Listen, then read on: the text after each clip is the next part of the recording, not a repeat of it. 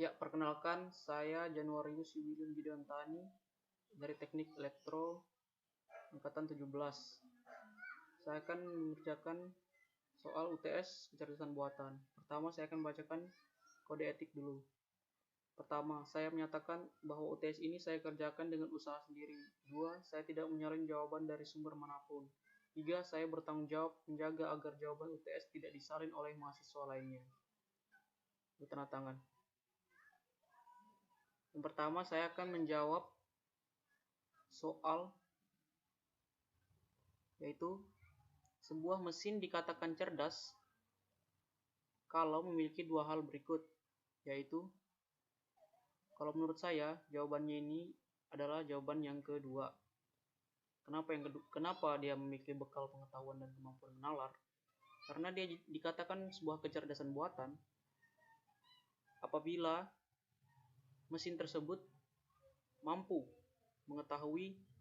memiliki pengetahuan tentang apa yang akan dikerjakan, serta kemampuan menalar seperti manusia. Jadi, sebuah mesin akan dapat mengurangi tingkat kesalahan yang dilakukan sehingga bisa lebih efisien dan efektif dalam menjalankan tugasnya ataupun fungsi dari sebuah mesin itu. Kemudian ada pertanyaan kedua, yaitu pernyataan yang salah terkait perbedaan kecerdasan buatan dan kecerdasan alami. Untuk pertanyaan nomor 2, saya memilih jawaban C, yaitu kecerdasan buatan. Pemikiran dapat digunakan secara luas, sedangkan kecerdasan alami kemampuan berpikir terbatas. Kenapa saya katakan salah? Karena ini berkebalikan ya. Kecerdasan buatan itu kan sesuatu yang diciptakan oleh manusia, sedangkan kecerdasan alami yaitu punya manusia itu sendiri. Jadi kenapa dikatakan kecerdasan alami memiliki pemikiran yang digunakan secara luas? Artinya ini adalah sebuah otak, dikatakan sebagai otak manusia. Kemampuan berpikirnya dan kemampuan tingkat untuk menalarkan sesuatu itu sangat luas, sangat tepat, sangat akurat ya. Beda dengan kecerdasan buatan, kenapa harusnya kemampuan berpikirnya terbatas? Karena dia harus diprogramkan terlebih dahulu, harus memasukkan input data yang banyak sehingga dia bisa memproses suatu kemampuan berpikirnya dalam kecerdasan buatan. Seperti itu. Ya, yang terakhir pertanyaan soal nomor 3. Kita mempunyai situasi seperti ini. Yang pertama, 3 dokter dan 3 kanibal. Kemudian yang kedua, menyeberangkan semuanya ke seberang.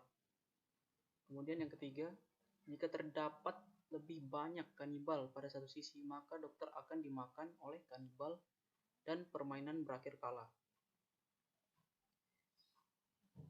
Jadi, saya mempunyai tabel solusi seperti ini.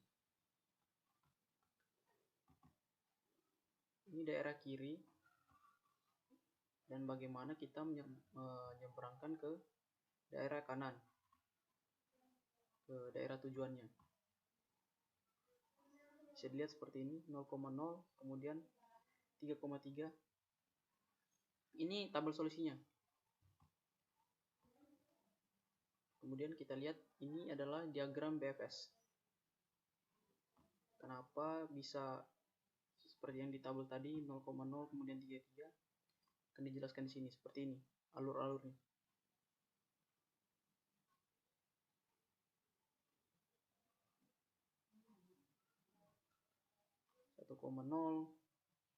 lebih kecil 2,0, 2,0 lebih kecil 1,3, kemudian 1,1 lebih kecil 2,2, 0,1 lebih kecil 3,2, 0,2 lebih kecil 3,1.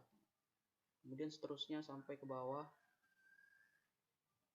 sehingga bisa didapatkan hasil yaitu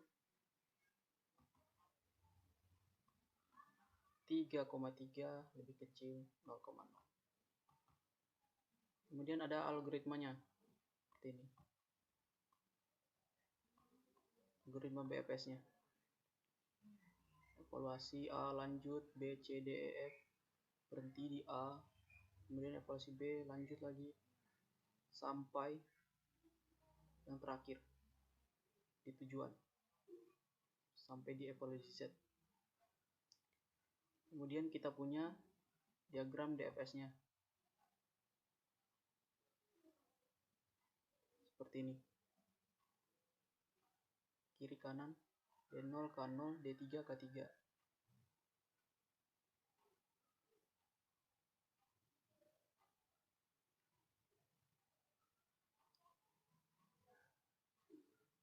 Tidak serinci daripada BFS tadi, hanya hasil yang didapatkan juga sama, 3,3 dan 0,0.